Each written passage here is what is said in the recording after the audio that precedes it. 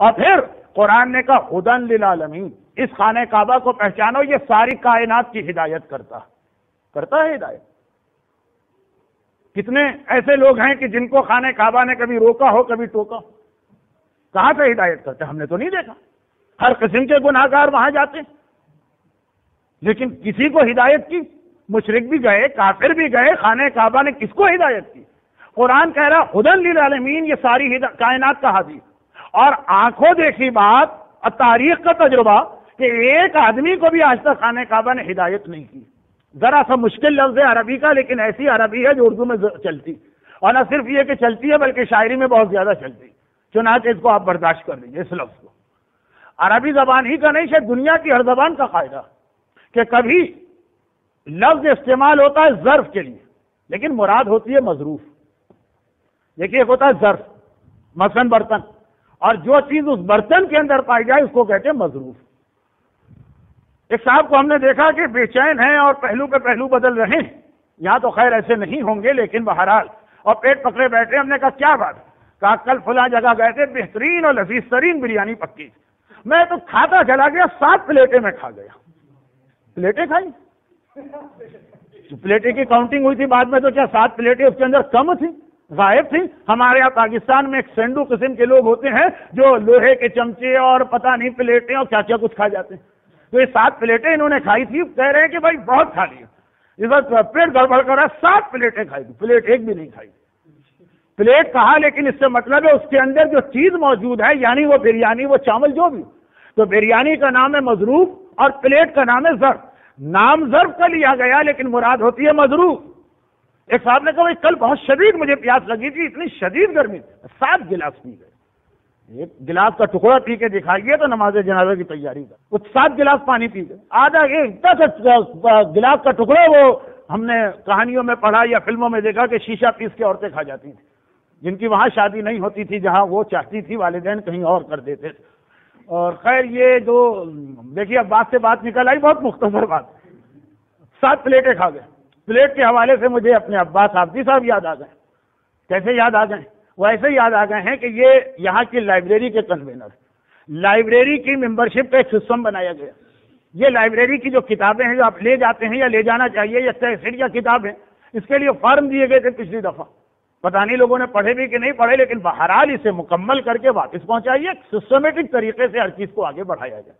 اب آپ کہیں گے کہ تقریر میں لائبریری کہاں سے آ گئی؟ یہ پلیٹیں کھانے سے یاد آ گئی۔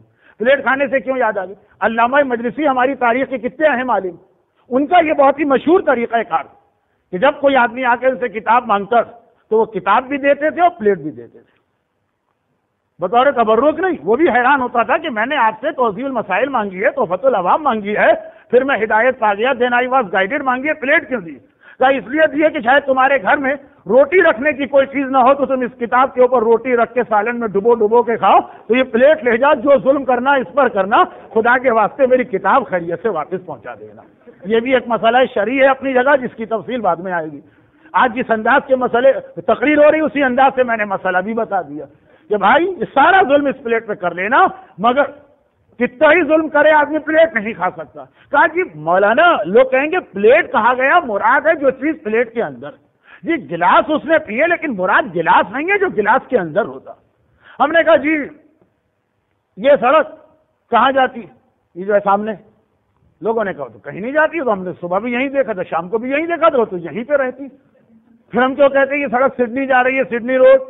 کہا نہیں، اس پہ لوگ جو ہے چلتے ہیں تو سڈنی جاتے ہیں، نام سڑک کا لیا جاتا ہے، مراد ہے سڑک پہ چلنے والے لوگ، کاریں، گاڑیاں، کوچز۔ تو ایک دستور ہے، عربی میں تو بہت زیادہ ہے، اردو میں بھی مثالیں بن گئی کہ نام ظرف کا ہوتا ہے، مراد ہوتا ہے جو اس کے اندر ہے مظروف۔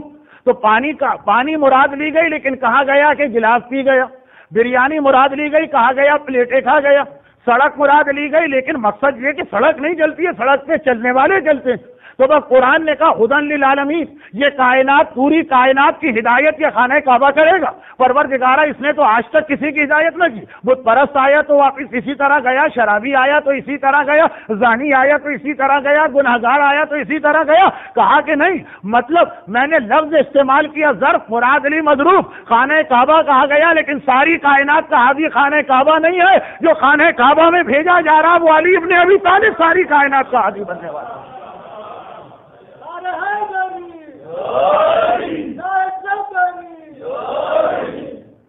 والا بیت وضع للناس للذی ببکۃ مبارک، ایک ایک لفظ دیکھیے. کہا یہ ساری کائنات کا قبلہ ہے، تو قبلہ کب بنا؟ جب علی.